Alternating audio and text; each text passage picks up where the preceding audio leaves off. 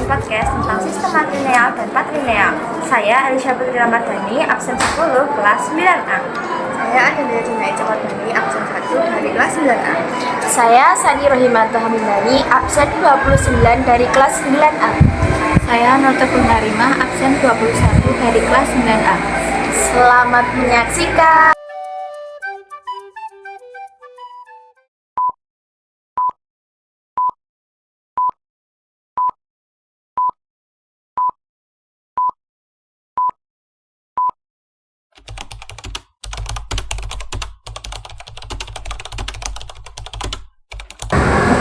Halo semuanya, selamat datang kembali di podcast Murid Tradisi. Tempat kita ngobrol santai tapi membuat soal DFD yang keren yang ada di Nusantara.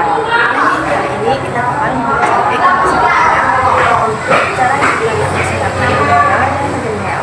Dua istilah yang mungkin kedengarannya ribet tapi seru paham kalau kita ulik. Bukan cuma soal warisan, tapi juga soal warisan, peran gender, dan struktur sosial.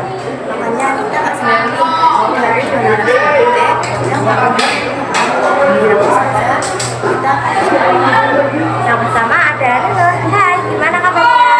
Baik, senang bisa gabung di podcast ini, siap ngobrolin tentang budaya Minang dan sistem matrilineal. dan satunya Sani. Semoga baik-baik saja.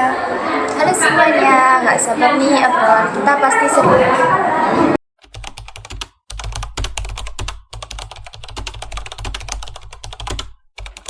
Oke, langsung ke intinya. Menurut kamu apa itu sistem matrilineal? Oke, aku bantu jawab ya. Matrilineal itu sistem keluarga yang ngikutin garis keturunan dari ibu, bukan dari ayah. Jadi, nama, harta, dan warisan keluarga itu ditulisin ke anak perempuan. Perempuan punya peran penting di keluarga.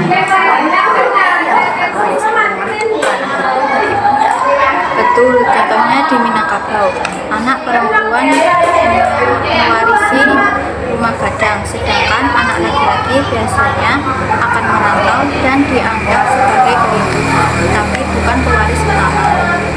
Menarik, menarik Sani. Menurut kamu sistem patrilineal itu gimana? Kalau patrilineal itu kebalikannya, garis keturunan ditarik dari ayah. Ini umum di banyak budaya, misalnya di Batak, anak-anak dianggap bagian dari marga ayah.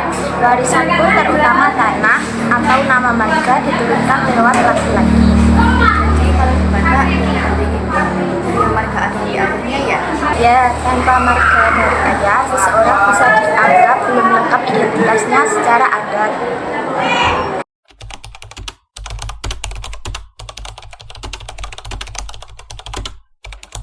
Kalau kita bandingin, sistem matrilineal itu kesannya lebih berpendapat perempuan ya.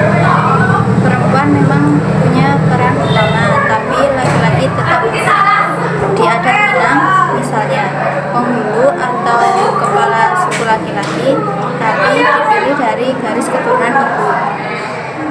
Jadi tetap laki-laki yang memimpin, tapi dengan cara perempuan. Keren juga tuh perempuan ya.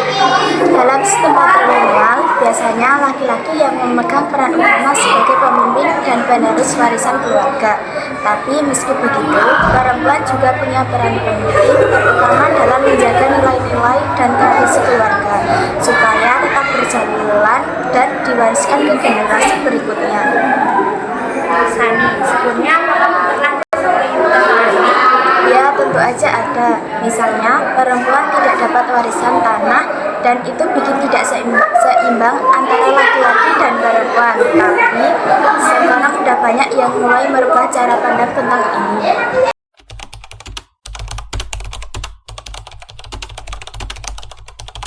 Banyak orang yang kita menjalankan dan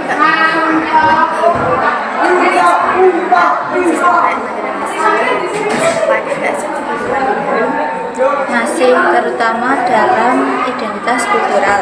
Banyak orang Minang yang tetap merasa bangga dengan sistem matrilinealnya, meskipun tidak di Jakarta ataupun di luar negeri.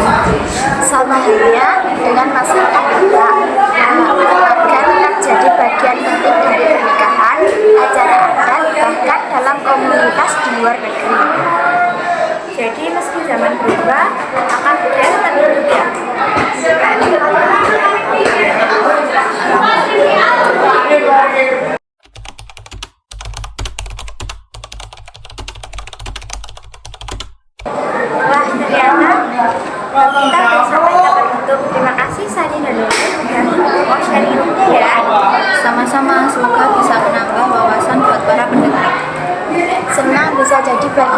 diskusi ini.